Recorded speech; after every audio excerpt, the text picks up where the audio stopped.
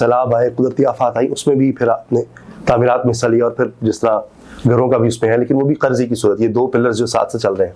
इसमें एक जो तालीम का है, उसमें बड़ी खूबसूरती और हुस्न है कि बच्चा जब तालीम हासिल कर लेगा, अपने पैरों पर खड़ा हो जाएगा, फिर उसने भी मवाक़ात करनी।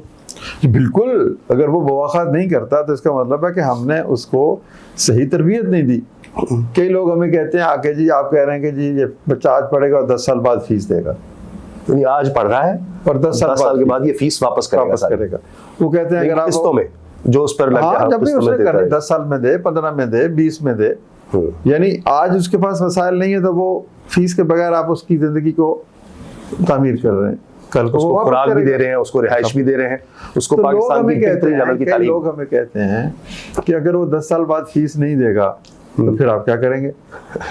तो मैं उनको ये कहता हूँ कि अगर कोई बच्चा 4 साल एक अदारे में रहता है, वहाँ इल्म भी हासिल करता है, तरबियत भी हासिल करता है, और फिर 10 साल बाद या 20 साल बाद वो भूल जाता है कि किसी ने मुझे नेकी की थी, तो उसका मतलब ये है कि हमारी तरबियत में कोई खामी रह गई।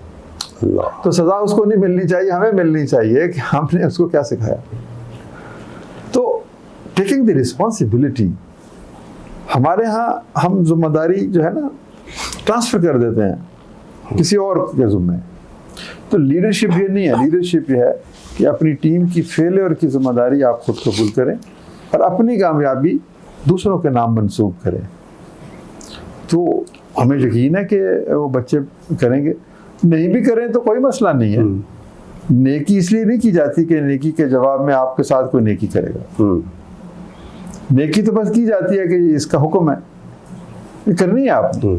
बहुत अच्छी बात है, उस बच्चे को रिस्पॉन्सिबिलिटी भी फील होगी, और वो कोई आपके साथ नहीं हो तो किसी और बच्चे के साथ फिर कल को करना होगा। नहीं, ऐसी और मिसालें मुझे, मैं आपको बात बहुत तवील हो जाएगी। किला सैफुल्ला बलूचिस्तान से चंद दिन पहले मुझे एक बच्चे ने मैसेज किया कि जी मैं शुक्रिया अदा करना चाहता हूँ, लेकिन आपको बताना चाहता हूँ कि मैंने एक कंपनी बना ली है, उस कंपनी में 10 मुलाजम हैं। यानी एक बच्चा जो गुर्बत की सतह से नीचे है, वो 4 और 5 6 साल लगे, पहले उसने FSC की, फिर उसने 4 साल डिग्री प्रोग्राम किया, तो उसने अब ई-कॉमर्स की कंपनी बना ली। कहता जी मेरे 10 मुलाजम हैं और मैं जितना कमाता हूँ उसमें से एक बहुत बड़ा हिस्सा मैं बांट देता हूँ।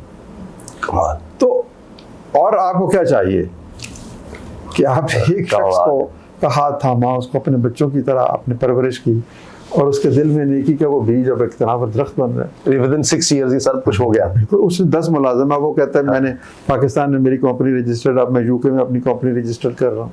अल्लाह। और वो यकीन करें कि उसके लफ्ज़ थे कि I am now millionaire in Pakistani rupees, but very soon you will hear from me that I am millionaire in dollars.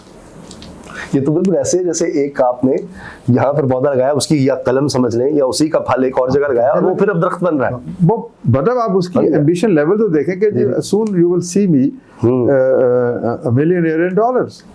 और आप देखें कि वो बच्चा कितनी और नौकरियां पैदा करेगा, कितनी और वेल्थ क्रिएट करेगा, और फिर साथ कितनी और वेल्थ तकसीम करेगा। बिल्कुल ठीक। तो ये है हमारा मकसद।